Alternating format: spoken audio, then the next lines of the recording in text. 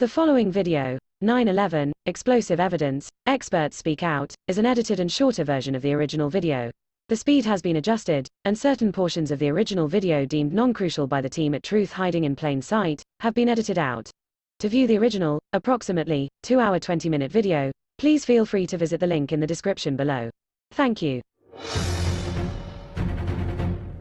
Tribute lights in the New York skyline, an annual memorial to the lives lost on 9/11. Yet there's still more light that needs to shine, revealing truths that their family members deserve to know. September 11th, 2001, a day that changed history. 4 planes went silent and off course. 2 of those planes crashed into the World Trade Center Twin Towers. Several columns were severed, and the jet fuel ignited fires that spread over several floors. About an hour later, millions watched in shock as both towers were suddenly and rapidly destroyed, killing almost 3,000 people, for whom truth and justice may have yet to be served. Hi, I'm Richard Gage, AIA, licensed architect of over 20 years and member of the American Institute of Architects. I'm founder of Architects and Engineers for 9/11 Truth, a non-profit organization of well over 1,000 technical and building professionals. According to official government reports, the fires weakened the structural steel framing of both twin towers, leading to sudden, progressive, and total collapses. Unknown to most people, a third steel frame high-rise, World Trade Center 7, was also destroyed. Critical questions have been raised by more than 1,500 architects and engineers about the official explanations for the destruction of all 3 of these buildings. Along with more than 10,000 other concerned individuals, these professionals, collectively comprising more than 25,000 years of experience, have signed our petition. They're calling for a new investigation into the destruction of these 3 World Trade Center high-rises. This call is based on evidence that reveals a very different destruction scenario than reported by government engineers. This includes abundant scientific forensic data and eyewitness testimony that was omitted from the official reports. Now, let's hear from the AE 9/11 Truth professional petition signers, who will share with you what conclusions they came to. Among these experts are high-rise architects and engineers in the fields of structural design, material science, chemistry, fire protection, metallurgy, as well as physicists, explosives experts, and demolition technicians. Joining them will be firefighters and 9/11 victims' family members who support our call for a new World Trade Center investigation.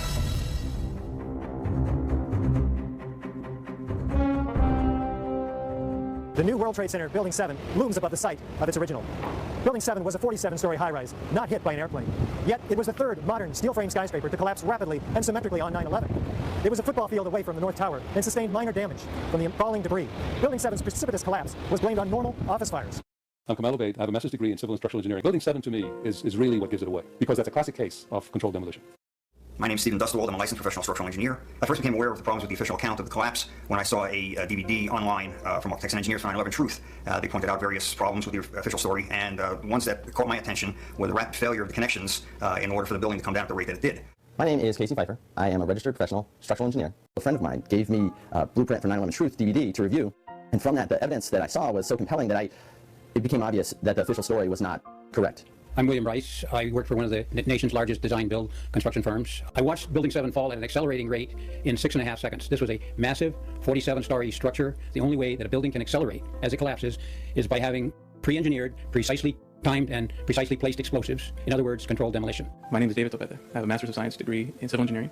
I am a licensed structural engineer. In my professional opinion, in my experience, for World Trade Center 7 to collapse straight down upon itself, as the video indicates, as everything that we've witnessed, the supports at the center essentially all had to be taken out at once. I certainly believe that it had to have been controlled demolition, controlled charges, explosives, something of that type, because it was a sudden failure. I'm Dr. Bob Bowman, Lieutenant Colonel, United States Air Force, retired. The coup de grace for me was when I found out that Building 7 had collapsed later that day, and when I saw Building 7 come down.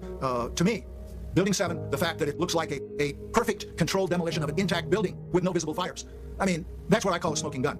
My name is Robert McCoy. I'm an architect, a Bachelor of Architecture from the University of California, Berkeley in 1963. This would have us to believe that these was a typical office fire, scattered office fires, if you will, that brought this building down. Since the mid-60s, I've tried to follow high-rise fires because they're something we worry a lot about as we design these buildings. And I'm not aware of any high-rise building that have come down as a result of fires. I can't remember even a partial collapse in any of these buildings that I've watched over the years.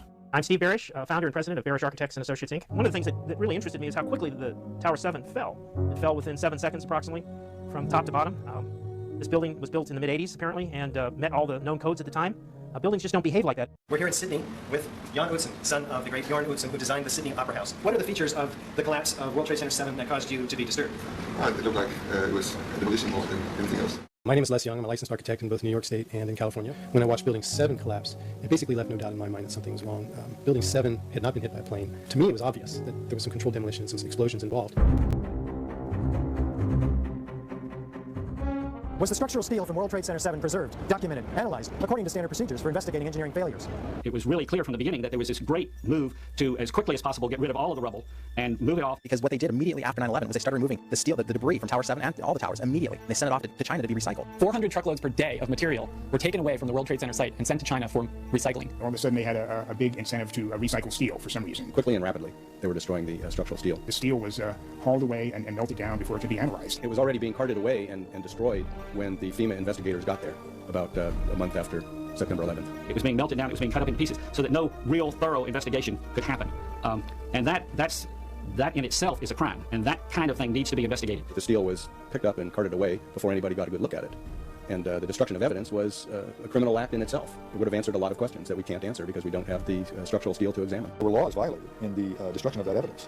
And for the American Society of Civil Engineers to ignore those events is extremely disturbing and is a violation, in my opinion, of their professional code of ethics. It was contrary to the way all investigations are done. If an airplane crashes, they seal off the entire area, nobody touches anything, they move it to a secure location, and they reconstruct an aircraft. Normally, when you have a structural failure, you carefully go through the debris field, looking at each item, photographing every beam as it collapsed and every column where it is in the ground, and you pick them up very carefully and you look at each element.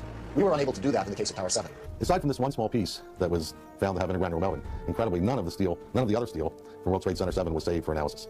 This is disconcerting, considering World Trade Center 7 would have been the first steel frame high-rise building in history to ostensibly collapse due to fire. The government has destroyed much of the evidence, but there's still some evidence available in photographs of the evidence. My name is Lynn Margulis. I've been doing science every day since I was about 16 years old. You can't do science when you are deprived of the evidence and when your hypothesis is the least valid instead of the most likely. When the most likely hypothesis in the case of Building 7 wasn't even mentioned.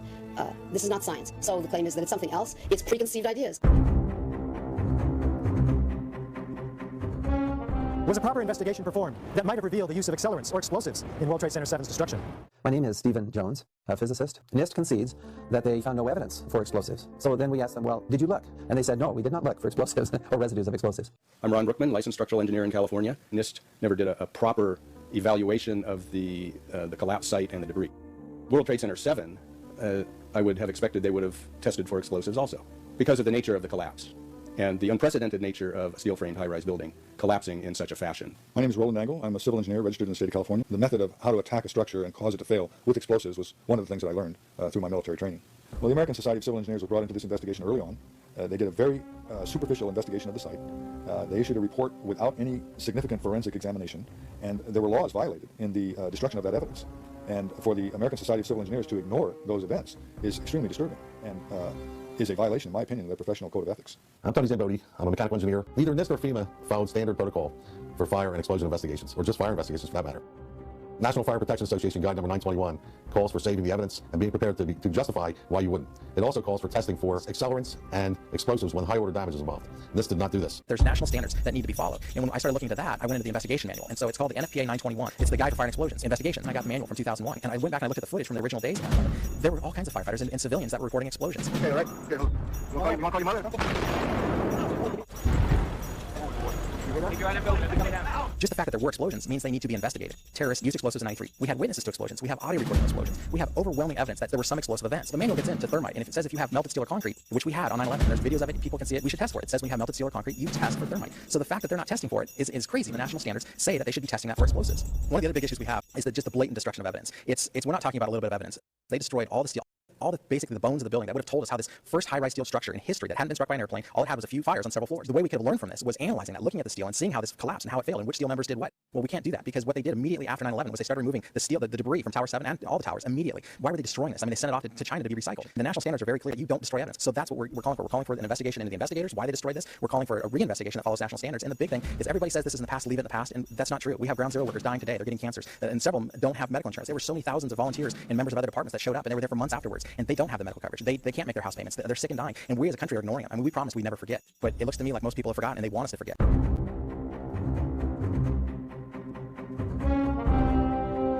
As reported by the New York Times, engineers were baffled by the collapse of Building 7.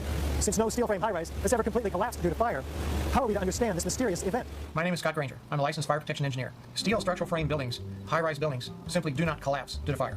There has never been until 9/11 an experience where a high-rise building that was steel frame completely collapsed. There have been fires burn longer in similar structures without any collapse. In my previous career as a firefighter, normally you'd never be afraid to go into a Type 1 building because they're not combustible, and you would just charge at it and put the fire out. Never in my training were we ever taught that these type of buildings could just collapse in on themselves. There's definitely much more going on than just fire. The way in which steel-framed buildings behave in fires depends on their construction. In this test, done by British Steel in 1995, a large amount of typical office furniture was burned to see what would happen to the heavy steel beams that supported the ceiling. When steel is bare, when it heats up, it gets weaker. It's not that it melts in a fire. In fact, normal fires are not hot enough to melt steel. Even if you were, for example, to use an unusual fuel like kerosene, you cannot achieve temperatures hot enough to melt steel. But what happens is it starts to lose its strength. And as it loses its strength, it starts to sag. It becomes softer and sags. It can no longer support the load. This was the largest test of its kind ever conducted. It showed how unprotected steel can be distorted, even by a normal office fire. But as is typical in steel buildings, the structural beams only slowly and progressively warped and sagged. There was no chance of a sudden collapse. In over 20 years, I have not seen, until recently, a protected steel structure that has collapsed in a fire. The World Trade Center 7 building reminds me of the Meridian Bank building in some ways in Philadelphia. The Meridian Bank building is a 38-story skyscraper that burned for 18 hours in 1991, suffered extensive damage from the fire, but did not collapse. I am Dan Barnum, FAIA.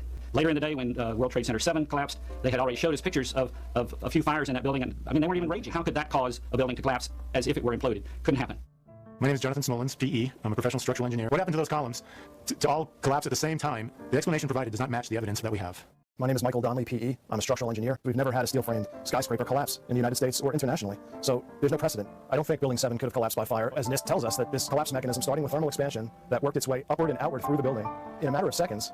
There's not enough time for the building to collapse the way that NIST tells us it collapsed. World Trade Center 7, this claims the fires were very large, very hot, and long-lasting, when in reality, observation, which has been researched by many people, shows these fires did not last very long. They were not in the locations where NIST claims they were at given times.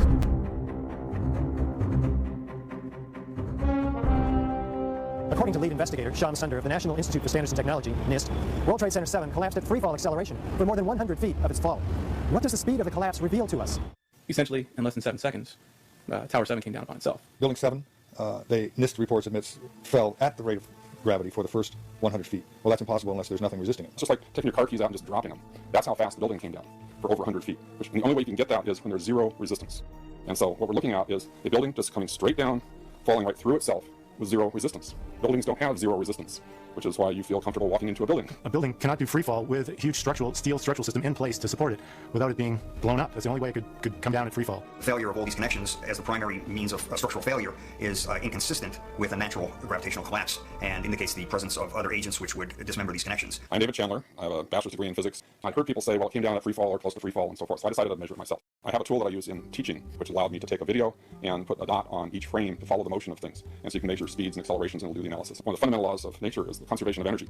In order for it to be falling down with zero resistance, it means that resistance had to have been removed by something else. And this claims that the columns were buckling in the first several seconds before the free fall occurred. Now, I don't see how that's possible. In the final report, they modified it. They tried to doctor it up. They still tried to say that it was essentially correct, but then they modified it and they actually admitted there was a period of free fall involved. But they never changed their model. Like, how do you all of a sudden allow for free fall when they just got done explaining how it couldn't have been in free fall? If I were a scientist in this, I'd be embarrassed to try to put forward something like that. It was clearly a fraudulent argument. In other words, NIST is telling us that the building below it ceased to exist for the first few seconds of the collapse of the building. Well, things in physics just don't cease to exist and cease to resist the forces that are on them. Free falling for 8 stories.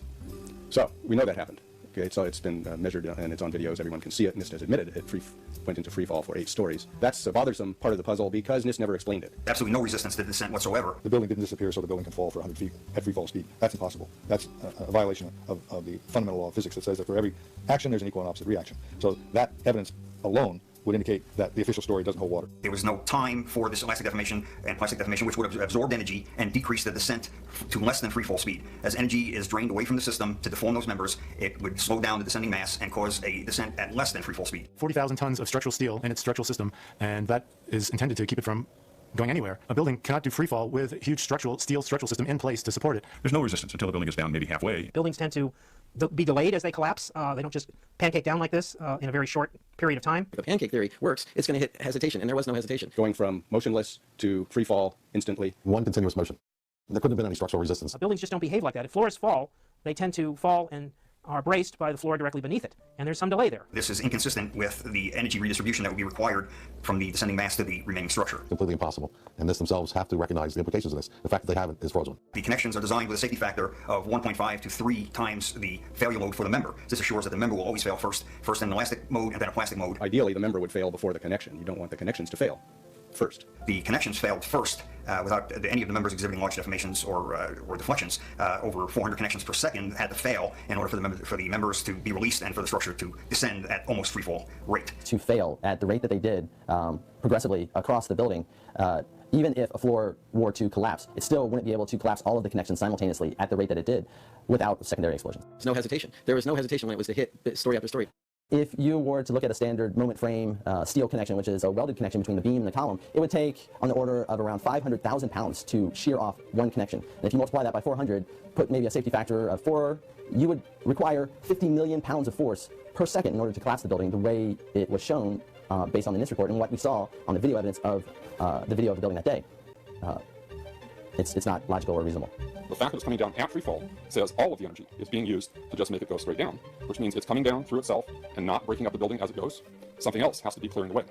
And that is smoking gun evidence to me. I think that's one of the primary pieces of evidence that these buildings really were demolished. They weren't just accidents that happened.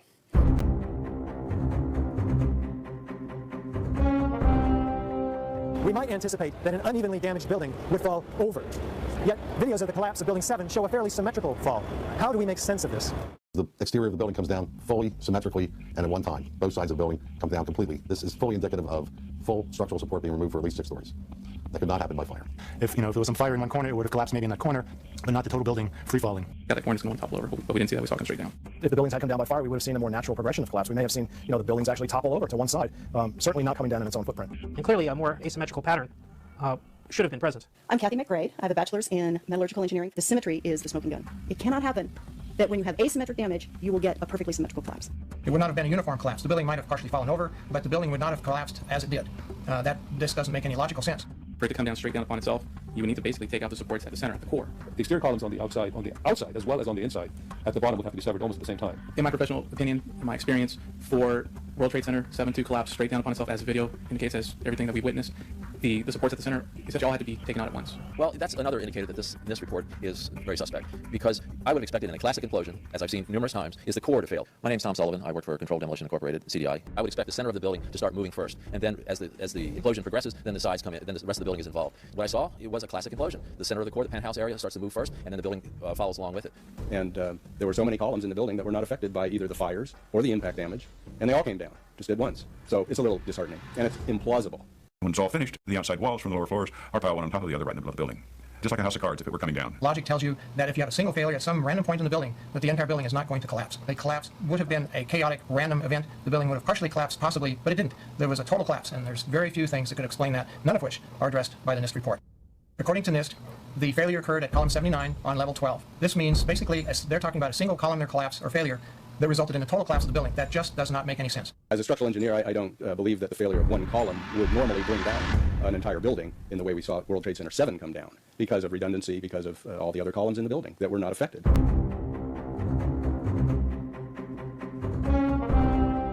NIST provided computer animations in support of their fire collapse theory. But what do independent engineers say about these animations? When you observe the footage of how the building failed, and when you look at the animation of the failure, and compare that to what you actually observe in reality, I think they disprove their own theories. It is impossible for it to fail the way they said.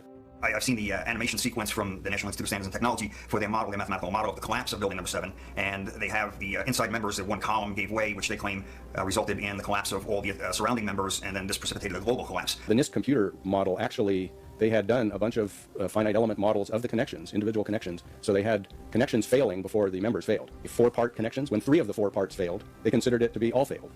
The exterior of the NIST World Trade Center 7 computer simulation model, which they put together to try to explain their theory, shows large, very large deformations which are not observed in the video of the actual event. Yet they don't attempt to explain this in the report on why their model doesn't represent or replicate reality. What's actually happened within this computer model, it's behaving like a natural collapse would. It would be deforming the exterior of the building if the whole interior was collapsing prior to the exterior. What we're seeing is what would happen in a natural collapse, and what we see on the real video is not a natural collapse. So I think that the NIST model is flawed. Of course, they won't release all of their parameters that they use to model the collapse, and that is a primary problem for them. NIST has also repeatedly refused to release computer input data that was requested through the Freedom of Information Act from them in the past concerning World Trade Center 1, 2, and 7. What do these professionals conclude about the destruction of World Trade Center Building 7? There had to be some agent that was destroying the connections in building number 7 at 400 connections per second, and the only thing that I can see that would be capable of doing this would be explosive devices at the connections. And this is why I think that there has to be a new investigation to find out the real physical causes for all these members to act in an atypical fashion. And I strongly believe that it had to have been controlled demolition, controlled charges, explosives, something of that type, because it was a sudden failure. Controlled demolition. There's no way that fire did what they said it did to that building. Impossible. Couldn't happen. It just did not make sense that a building that had a few minor fires in it could possibly succumb the way it did. If there was damage, it would have been minor. There might have been some deflection of a beam or two here or there, but not a total and unequivocal, complete collapse. It just doesn't ring true. A few fires in that building, and I mean, they weren't even raging. And how could that cause a building to collapse as if it were imploded? Couldn't happen. To me, it was obvious that there was some controlled demolition and some explosions involved. When I saw Building 7 fall, it to me appeared to be controlled demolition because it fell in free fall manner into itself. It is my opinion, as a former 12 Bravo combat engineer, well trained in the use of explosives, that all 3 buildings were brought down as a result of controlled demolitions. This is the original site of the World Trade Center Twin Towers. Construction is now underway where dramatic new facilities are being erected. Just 10 years ago, the planes hit the towers, cutting through some exterior and interior supporting structural steel columns. The fuel from the planes ignited office fires across several floors. According to the official reports, the structural steel frame was weakened and failed, causing a total progressive collapse of each tower. Does the official explanation make sense? Was there a comprehensive investigation that examined all of the evidence? Let's look at the details. These buildings were designed to take multiple impacts from airliners. I walked into the office, and the first words that I heard was, "A plane's just run into the World Trade Center." And my initial thought was, well, that's okay. It's built to withstand a 707. He stated that the fuel would be dumped into the building, but the building would still be there, although most of the fuel blew out the opposite side of the building. These buildings are built to handle several times the load above them. Those perimeter columns could handle 5 times the load above them, and the core columns could handle 3 times the load above them. The majority of the jet fuel was burnt up instantly in the big fireball, and it was gone. The fires that were left were office furnishings and carpet and things like that. A lot of things in these kind of buildings have to be fire resistant by nature. It's required by code. So there really isn't a whole lot of fuel in there to begin with. The media portrayed these fires as being extremely hot, but the fires were not that hot in World Trade Center 1 and 2. If you look at the NIST zone data, you can see this. And to use our own powers of observation, you could tell by seeing these fires and seeing black smoke come out the windows, that means that the fires were oxygen starved, and it was incomplete combustion.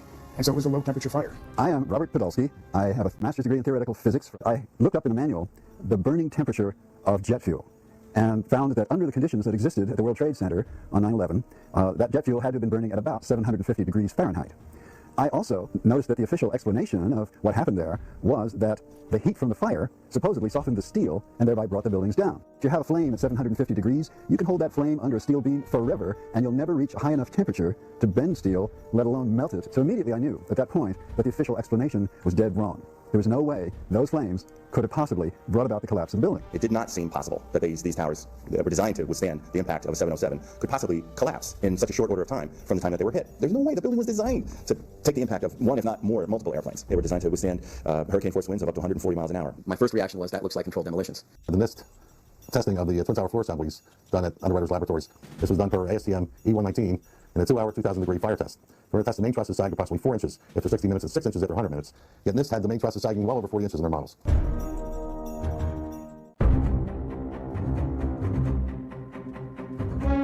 Rather than a slow groaning collapse that we might anticipate, the Twin Towers show in the videos a very rapid, sudden onset of destruction.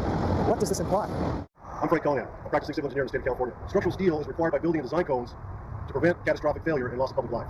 Everybody's seen the building collapses on 9/11, and it was shocking how fast the buildings collapsed. The way the buildings fell was not indicative of the way a building that's in distress collapses. This doesn't happen with structural steel buildings, and never has and never will again. We assume that fires could destroy a building. Why people select steel buildings is because they would destroy slowly. It would gradually twist and bend and give people plenty of time and safety in getting out of the building. The basic philosophy of the building codes in the last 75 to 80 years has been to ensure ductile failure of the members to provide for the public safety. Under this philosophy, members that are overloaded will deform elastically within the elastic range of material with increasingly large deformations and deflections. This gives rise to large deformations that are visible and apparent to the occupants of the structure, and this gives them time to evacuate the structure. I would not have expected the whole building to just give in at once, and I thought it rather odd that they fell almost perfectly in very similar ways.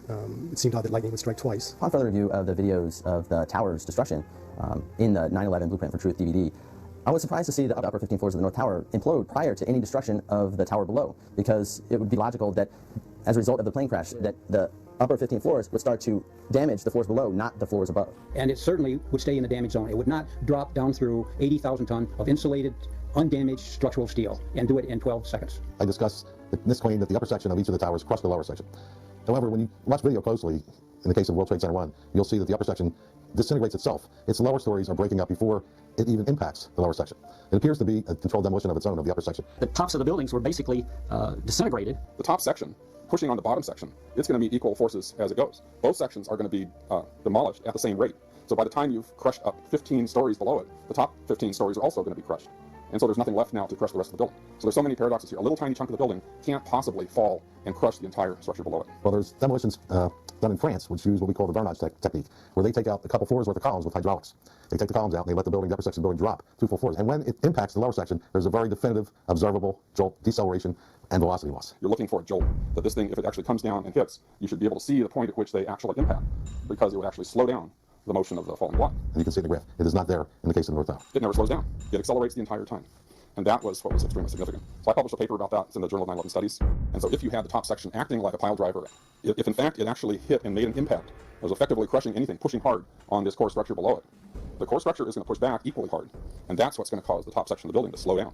But the fact that it's constantly accelerating downward is evidence that it didn't slow down. It's not actually hitting and engaging with the structure below it in any way that could demolish it. The top section is not crushing the bottom section of the building, or it would meet resistance. I am Richard Human. I am a retired professional electrical engineer. The only way that I can see that the towers could have collapsed is that the interior columns were compromised. In Tower 1, before the tower started collapsing from the top, the antenna started to fall. And the antenna, of course, was over the middle of the elevator shafts. And, of course, their access to the elevator shafts gave them total access to the interior of the core columns.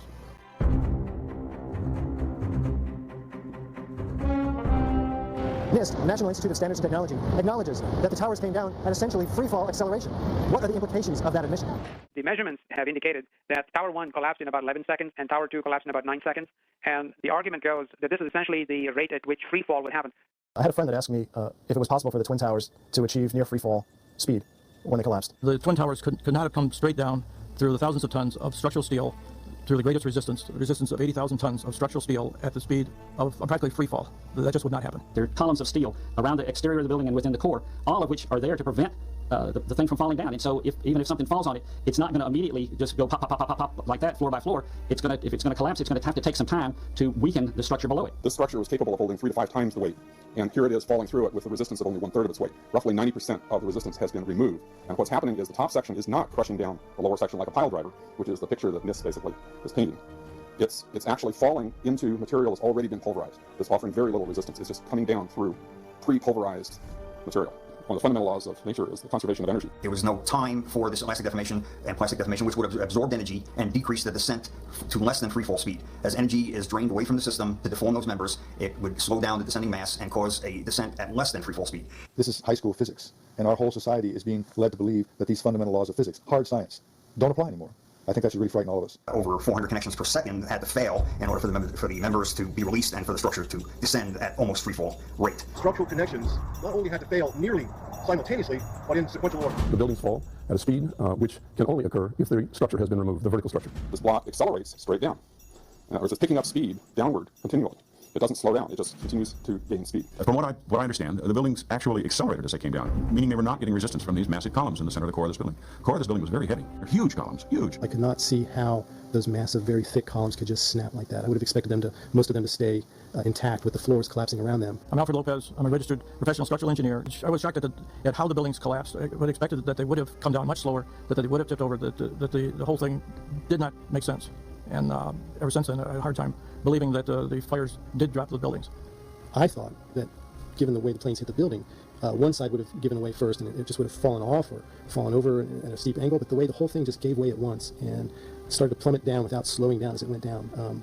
Again, just like the controlled demolition I witnessed personally. The area below the damage zone, where the planes flew in and where the fire was, that area below that, those 80 or 90 stories, 80,000 tons of structural steel, was not damaged in any way. Yet you stood there and watched it destroy itself, wiping out floor by floor all 287 structural columns, as if they didn't exist underneath the damage zone.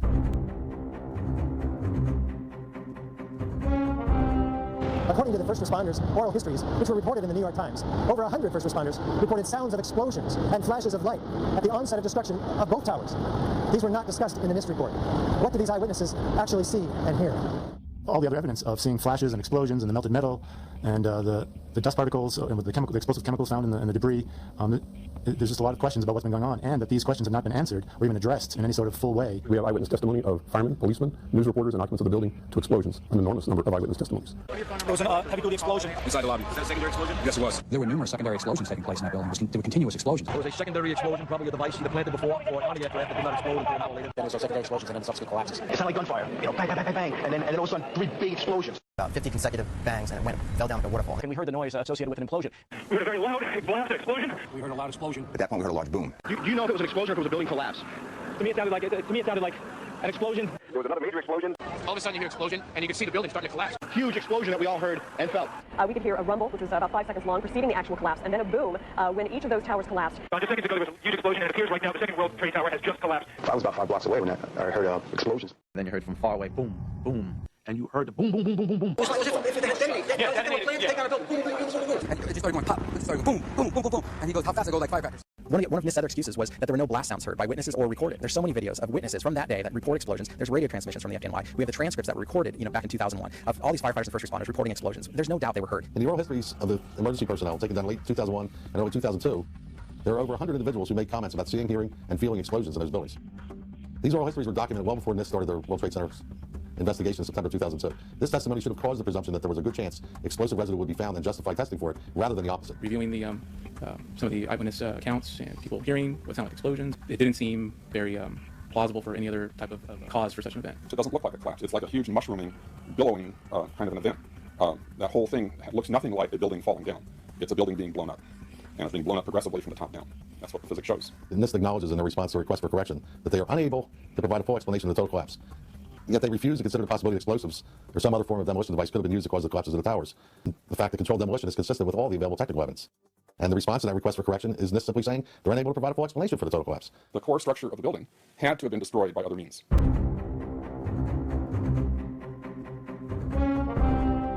FEMA documents a 1,200-foot diameter debris field around each tower.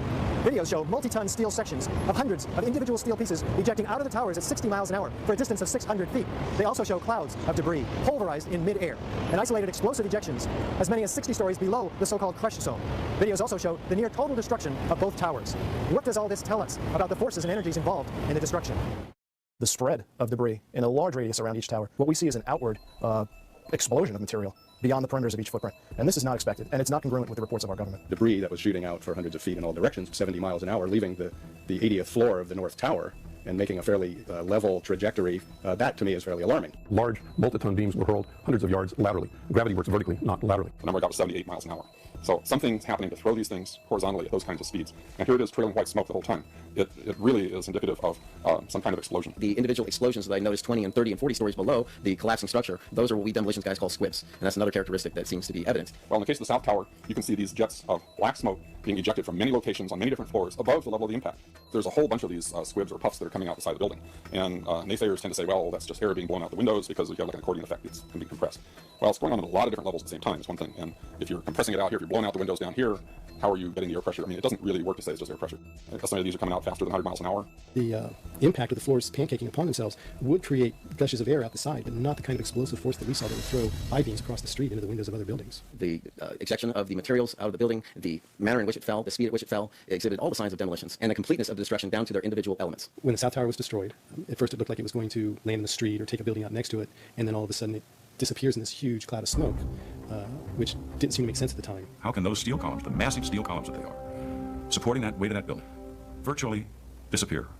Why aren't they poking up straight out of that rubble at the bottom of the building? As an architect, I would expect to see larger portions of the building floors, the decking, the steel decking, the concrete topping, much larger remnants of what the structural components of this building was. There were just small fragments of strewn steel components. There should have been much larger pieces for examination on the ground. After all, there was 110 floors in each building, and each floor plate was over an acre in size. The fact that it was all reduced to rubble and powder just did not make sense at all. We have no explanation of how the concrete was pulverized. It takes an enormous amount of energy, way beyond what we have in aviation fuel. There were two substations on the 108th floor, the 75th floor, and the 41st floor, and the 7th floor.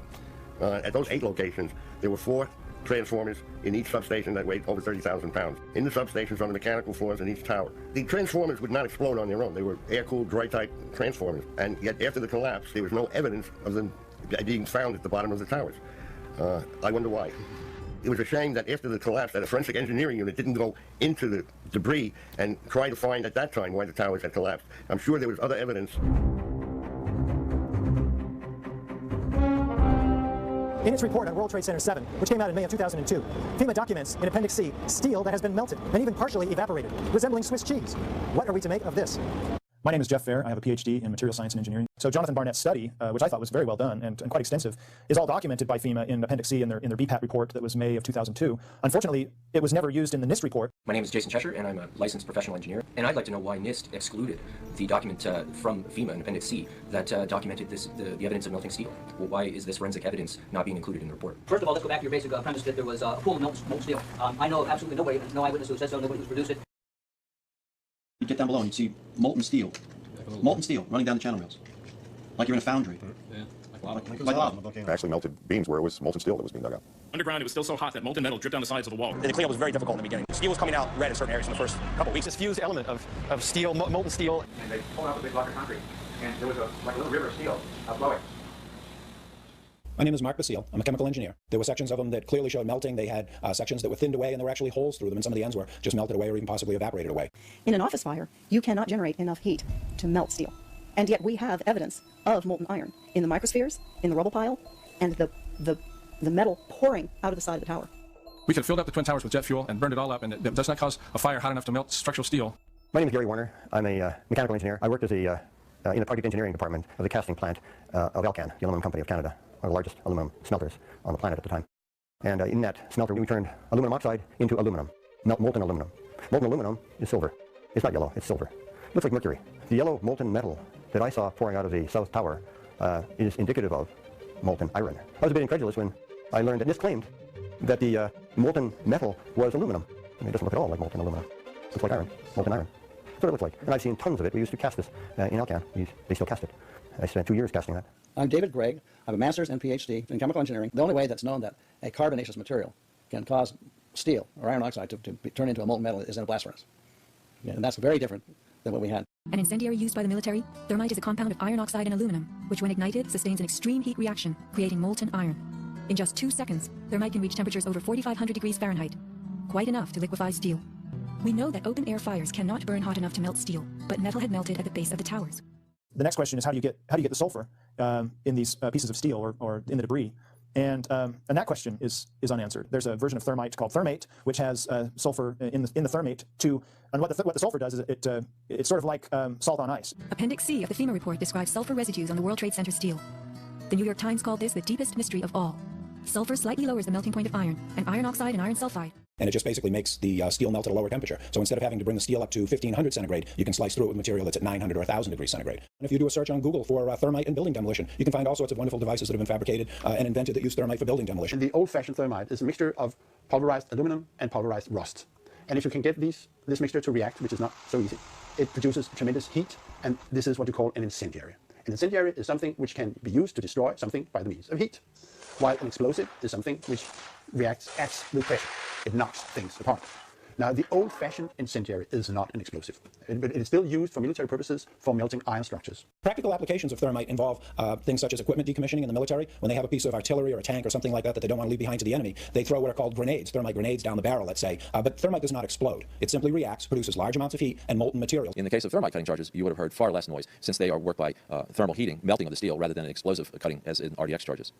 I'm Kim Ireland. I have a degree in chemical engineering. There were reports of molten steel having been seen in the rubble pile of all 3 buildings, and I knew that jet fuel, which is essentially kerosene, is not capable of melting steel nor iron.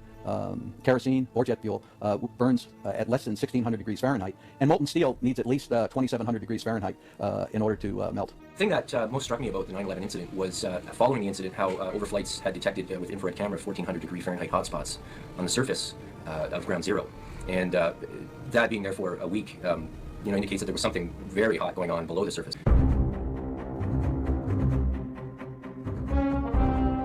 Another question that may haunt the new Freedom Tower. According to USGS, they found as much as 6% of the World Trade Center dust consisted of tiny, previously molten iron spheres. What does this tell us about the temperatures generated in the tower's destruction?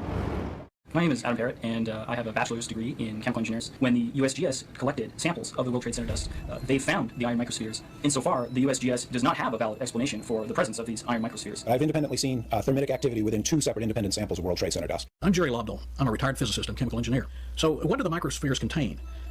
Iron is the main element, and then it has smaller portions of aluminum, sulfur, a trace of manganese, a trace of potassium. Most of them are less than about 1/10 of an inch in diameter, and they're spherical. And they're found in all of the dust blown out of the buildings during collapse, no matter where in Manhattan that dust is picked up.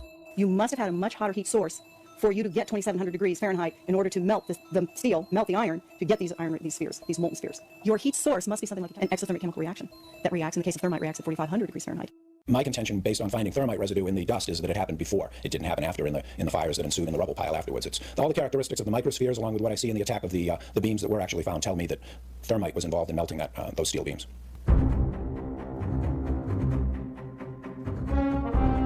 Out of the ashes of the World Trade Center devastation rises the Freedom Tower, whose foundation, however, is shrouded in question. For example, in the World Trade Center dust, an international team of scientists find an advanced form of highly energetic nanothermite composites. What is it, and where does it come from? My name is Niels Harriet. I have a master and a PhD in chemistry. In the dust, we found what we characterize as unreacted thermitic material in the shape of some very tiny red-gray chips, which have different properties. Most importantly is they're still reacting, some of them. And in the reaction, they produce molten iron, which is the prime indication of a thermitic reaction. And such a reaction can be used to destroy steel structures. What we have found is a modern version of thermite, which we call nanothermite, which is produced in a different way. It is not just 2 powders being mixed.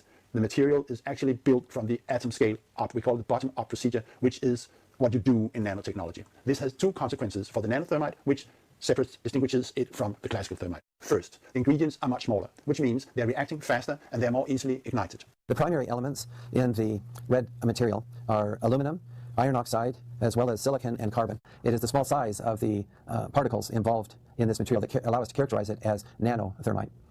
In ordinary thermite, the particle size is much larger, and hence ordinary thermite is an incendiary, whereas as the particle size becomes smaller and smaller, it can become explosive. One of the things I'd like to stress about these chips is that they really shouldn't be there. They're not a natural formed agglomeration of aluminum from the aircraft or materials that were in the building and iron oxide that got knocked off. It isn't just a haphazard bringing together of iron oxide and aluminum, which is the basic components of thermite. This is a material that is made up of nano-sized particles that are all very uniform, very symmetrical. The formulation of the gray chips is nano-sized. This cannot be paint. Paint does not have these exotic properties. It's impossible. We do not know which role is played by the red-gray chips that we found in the dust. But we know, and this was already totally clear before we started investigating the dust, that both explosives and incendiaries were used in the controlled demolition of World Trade Center. This is material that is of military use that really shouldn't be there.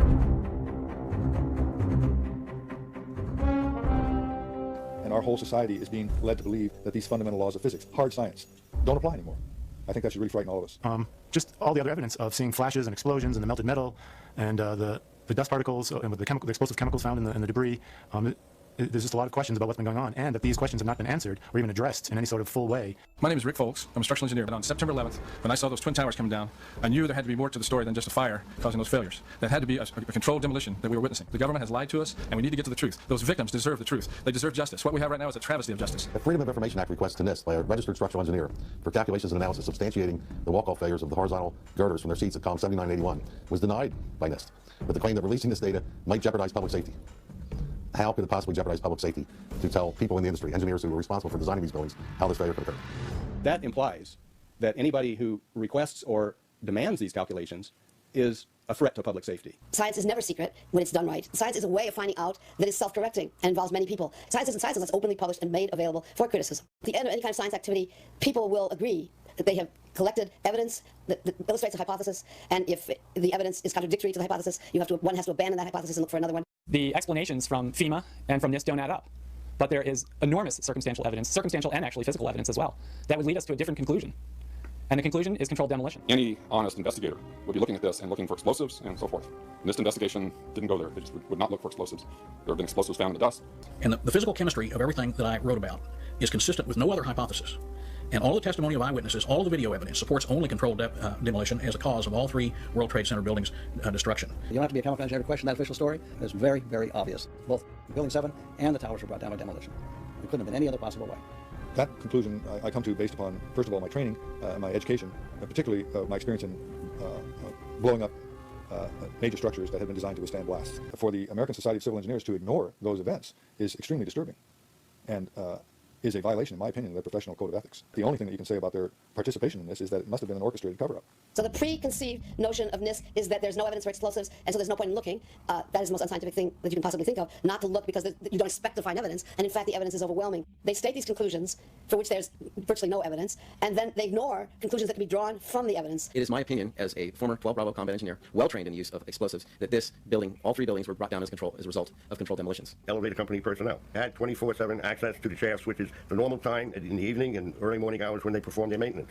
And, of course, their access to the elevator shafts gave them total access to the surrounding core columns, the interior of the core columns. It took some kind of consciousness raising on my part before I was willing to look at the possibilities. And really, you need to go where the evidence leads. We know we've been lied to about 9/11. We don't know for sure who did it. We don't know exactly how they did everything. And that's why we need a new investigation to find out. But in the meantime, there are things we do know. We do know that there was a massive cover-up, that there was evidence hidden and destroyed. And given these conclusions, what remedy do these professionals recommend? The 3 skyscrapers were taken down in controlled demolition. And all we're asking for is a new investigation. And the NIST also will investigate the dust for remaining explosives. At Firefighters for 9/11 Truth, that's what we're asking for. We're asking for an investigation that follows national standards. No high-rise steel structure has ever been destroyed by fire in the history of construction. We have eyewitness testimony of firemen, policemen, news reporters, and occupants of the building to explosions, an enormous number of eyewitness testimonies. Fourth, the buildings fall at a speed which can only occur if the structure has been removed, the vertical structure. Large, multi-ton beams were hurled hundreds of yards laterally. Gravity works vertically, not laterally. We also now have the evidence of thermite and thermate explosives. Most of these things were not even mentioned in the 9/11 Commission report. It's for this reason I urge all architects and engineers to look into the matter, look at the evidence that is available, and sign on to the demands of architects and engineers for 9/11 Truth in demanding that we get a judicial investigation. I signed the petition for architects and engineers for 9/11 Truth because I felt it was an organization trying to get at the truth of what in fact actually happened, what brought those buildings down. So what I'm looking for is a new investigation where all of the original information and tests and hypotheses are re-examined, as well as the ones that have surfaced since, the new ones, including the allegations of controlled demolition. I don't think any of us are pointing fingers at this time. We're just saying, let's reopen it. Let's look at it objectively. Let's look at the evidence, not these fabricated computer models and hearsay and all these predetermined conclusions. Let's really open it up again and investigate this thing properly, and then come to conclusions. In my 37 years of experience as a structural engineer, I've never seen modes of failure such as have been exhibited in the case of these buildings, and that's why I feel that we need a new independent investigation to explain the destruction of these 3 buildings. I strongly support an independent investigation into what actually occurred. There are many problems, and in fact, as a forensic engineer, I can tell you that unfortunately the government has destroyed much of the evidence. That we could do an appropriate investigation, and an investigation could be done that would be independent of the government, independent of all of the influences that obviously were in effect during the NIST investigation. Based on the evidence available, I feel that we must demand a new investigation into the destruction of World Trade Center towers and NIST itself. We need to have an investigation of NIST themselves. I believe that the reports that came out are not true. I believe there's a lot of information that was omitted, blatantly or otherwise. I strongly feel that an international commission should be formed to look at this matter in an unbiased manner and come to a conclusion that could be presented to the entire engineering community. We have a professional responsibility, and I urge every engineer and architect and demolitions expert and anybody that has any knowledge in this field to examine the evidence and stand up and become, because the rest of the world is depending upon us. I would like to see a real investigation. I'd like to see people on the inside who really know what happened. I'd like to see some of those come out. There's some very good scientists, I'm sure, at NIST, and their life's work is getting distorted and used for political purposes. What happened on 9/11 is not something that is just going to go away. This is very pertinent to us today. I wish to further the investigation, and I want to make a difference because I want this to be a safe and better place for my children. I signed the petition on the Architect and Engineers 9/11 Truth website, mainly because I wanted to stand behind the families that lost people on 9/11. The 9/11 Truth movement was started by the families that lost loved ones on that day, and they were all out there alone, screaming for help, and our own country was ignoring them, ignoring their needs and not taking care of them the way we should have after that happened. We have not been told the truth. We deserve the truth, and so do the victims. We need to come together again as a country. I believe that this one event split our country in half, and the only way we're going to come back together is to reopen the wound, talk about this in an open dialogue. Most of us who have lived with the events of 9/11 have, as a result, experienced some kind of trauma. It can be very difficult to come to terms with what actually happened at the World Trade Center. In fact, someone told me recently, "I wouldn't believe what you're telling me even if it were true." These experts in psychology highlight their valuable experience for us as to why this evidence can still be so difficult for people to accept. At this point, we have 9 years of hard scientific evidence that disproves a government theory about what happened on September 11th, and yet people continue to be either oblivious to the fact that this information exists or completely resistant to looking at this information. So the question becomes why? Why is it that people have so much trouble hearing this information?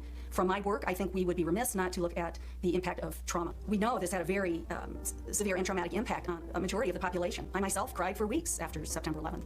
A friend of mine who was a psychologist, people that she hadn't seen in 10 years were coming back into her practice. Collectively as a nation, Because of what happened on September 11th, we experienced trauma. Why do people resist this information? The information that shows that the official story about 9/11 cannot be true.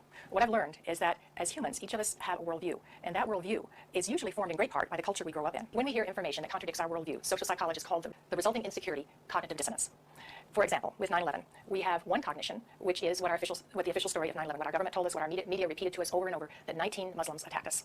On the other hand, we have what scientists, researchers, architects, engineers are now beginning to tell us, which is that there is evidence that shows that the official story cannot be true. So now we've lost our sense of security. We are starting to feel vulnerable. Now we're confused. 9/11 Truth challenges some of our most fundamental beliefs about our government and about our country. When your beliefs are challenged, or when two beliefs are inconsistent, cognitive dissonance is created. 9/11 Truth challenges the beliefs that our country protects us and keeps us safe, and that America is the good guy. When your beliefs are challenged, fear and anxiety are created.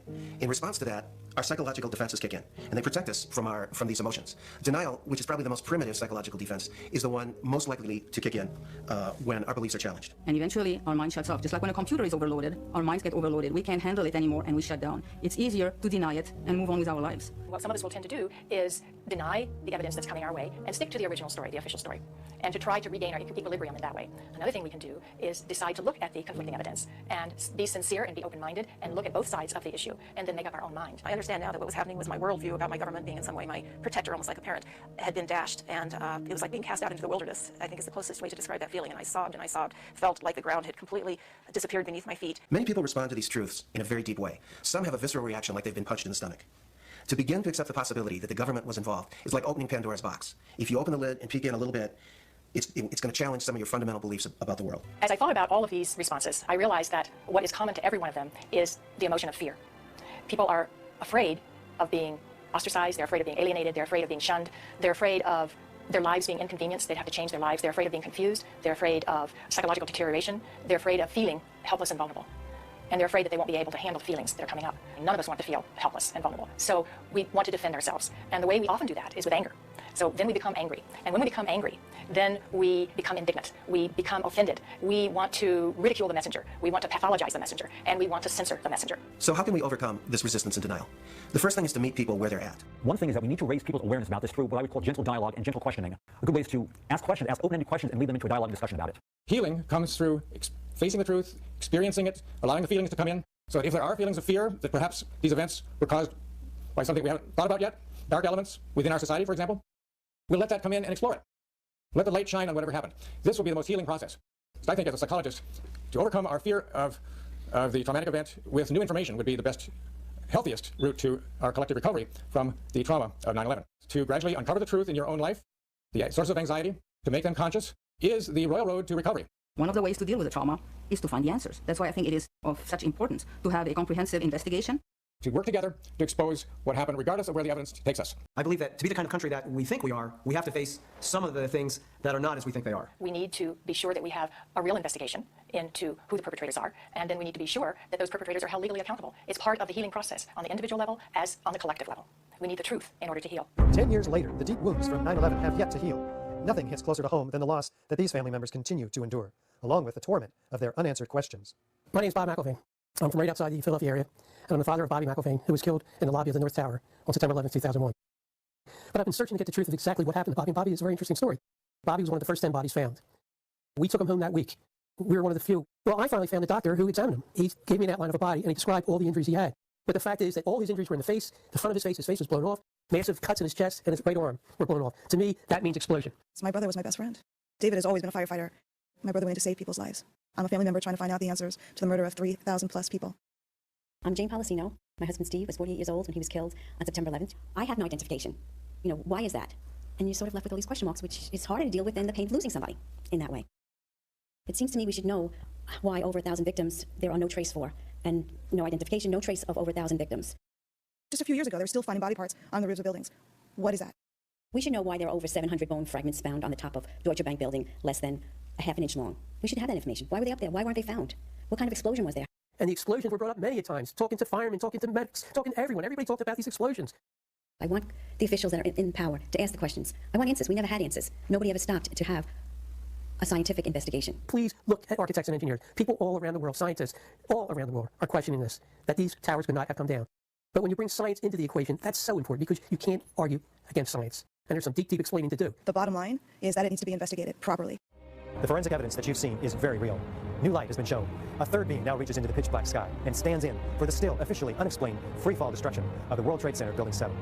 The obvious dark truth about Building 7 may very well provide the key to justice for the victims of the destruction of the Twin Towers.